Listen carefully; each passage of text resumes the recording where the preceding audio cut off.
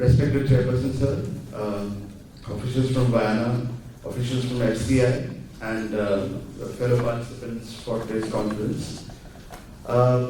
Firstly, I think word goes out to Vayana for organizing this conference at a very short notice. Because we wanted to get this done after we had issued the new ITFS guidelines, and they stepped in. And having done a similar conference last year, I know it's not an easy thing to do, and that were a very short notice. So thank you, Vayana, and hopefully next time we do it, it will be more of an inclusive kind of conference. I think I wouldn't like to repeat much of what has been said already. I think Chairperson Sir and Mr. Iyer has set the context for why ITFS platforms are important. But I would like to probably set a context of where the situation we are in today. I think Mr. Iyer mentioned something about how changes afoot in the global market, and since ITFS platforms are essentially cross-border platforms, so whatever effect is happening in the global arena is going to affect us. So that's a fact. So what is exactly happening? And I think that we need to understand that, because that will affect how our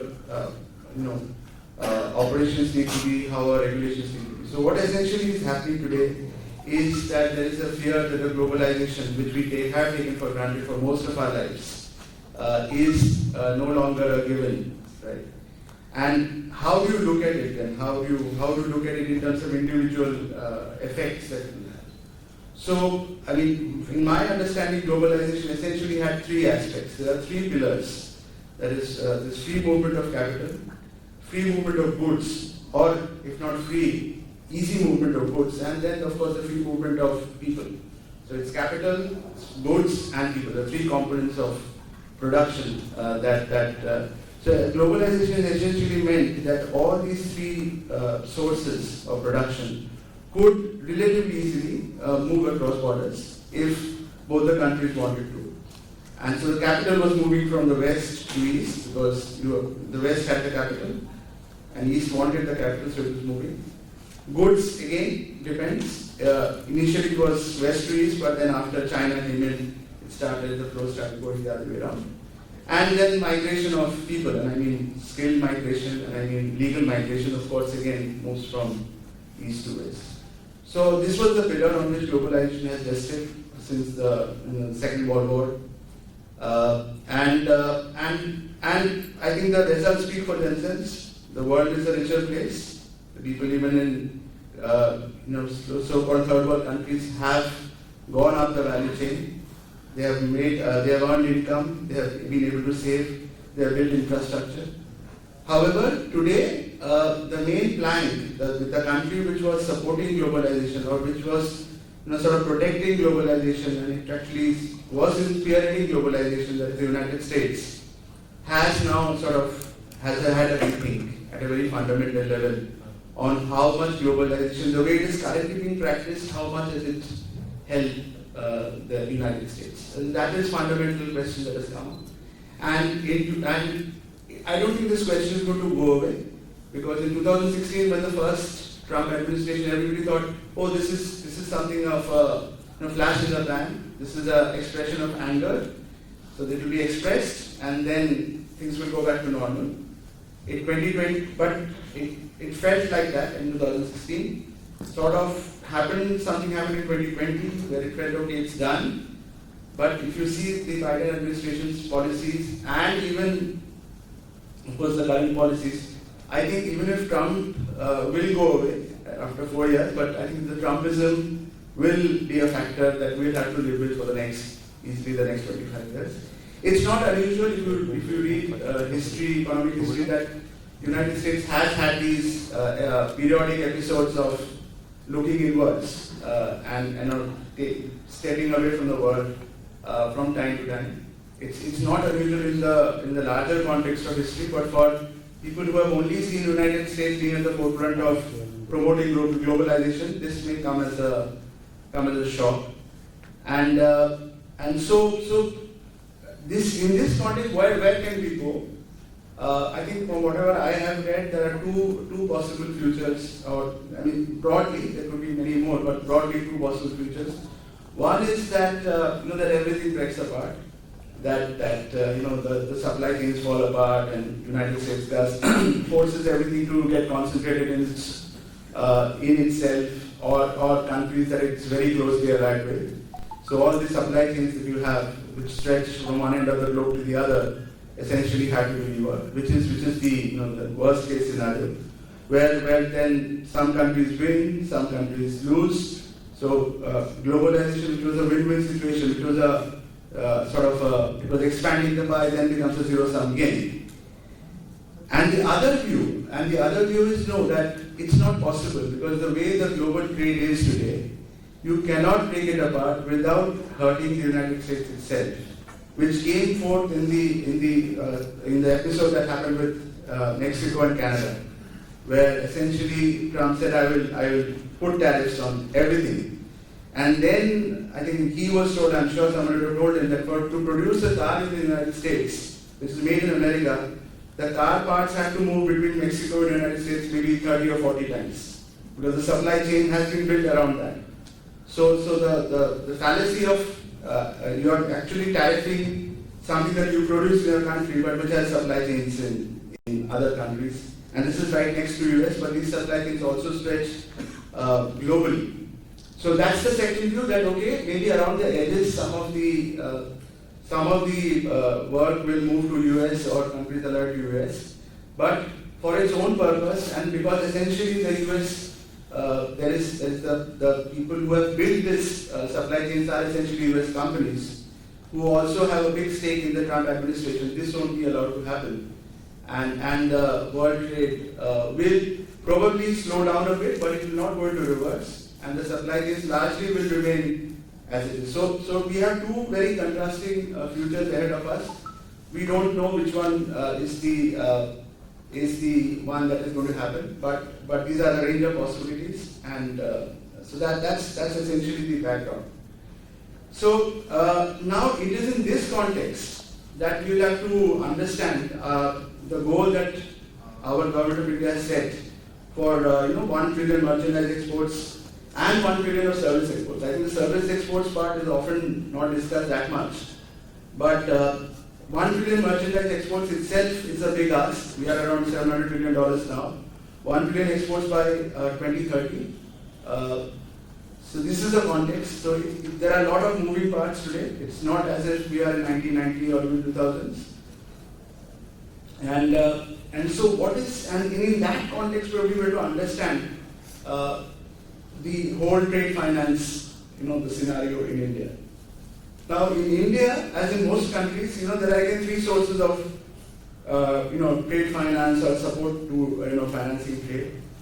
One is of course the large players at the Exim Bank, which is also present in IFSCA as well. Then of course ECDC is providing the cover or the guarantee for exporters. And then the final one, but probably the most important one, is the public and private financial sector bank institutions and banks, of which are a major part. So today, what I think there is a time has come today to probably rethink the trade finance architecture that India has evolved. And this is not my words completely.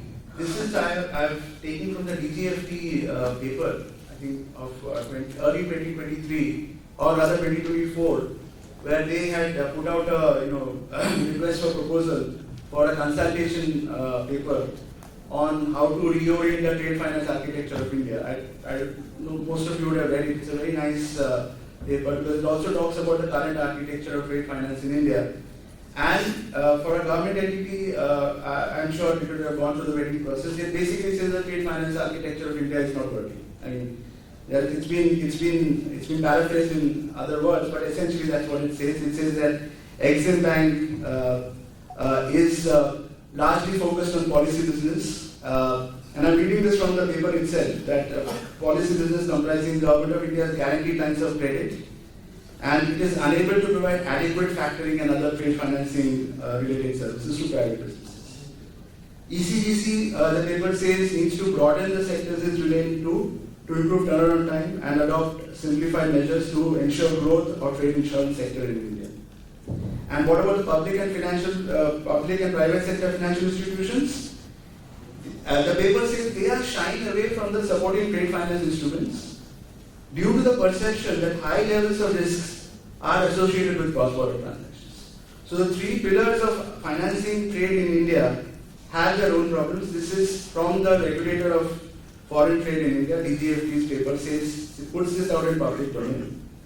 And then the RFP is essentially for a consulting agency to examine the possibilities and look at the solutions. And the paper also hints at what those solutions can be.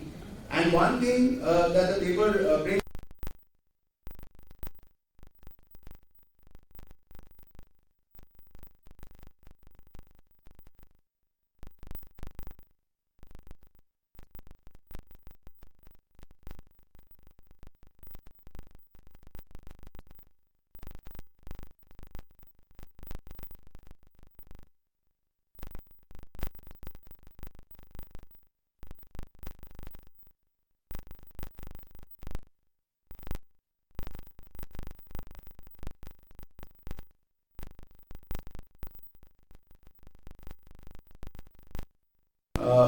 one group.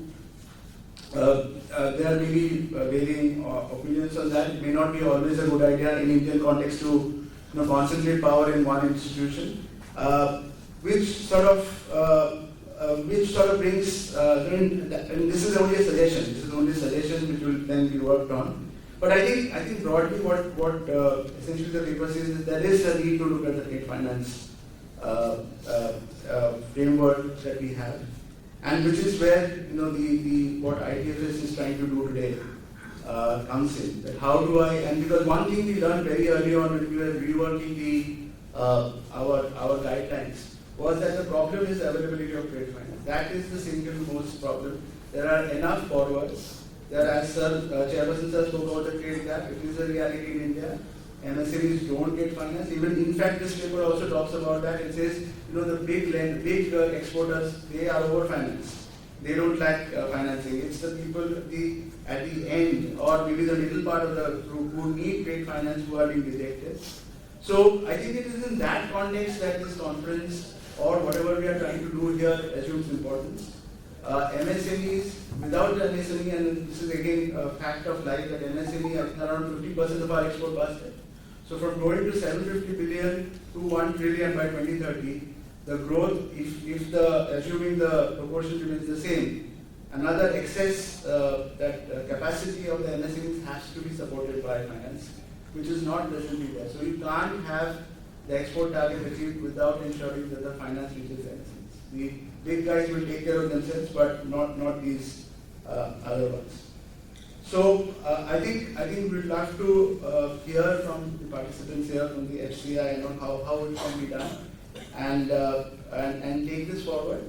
And from our side, I think going forward we are looking at a few things that we might do. One interesting idea came from one conference that I attended last week, was that the capital charge for trade finance.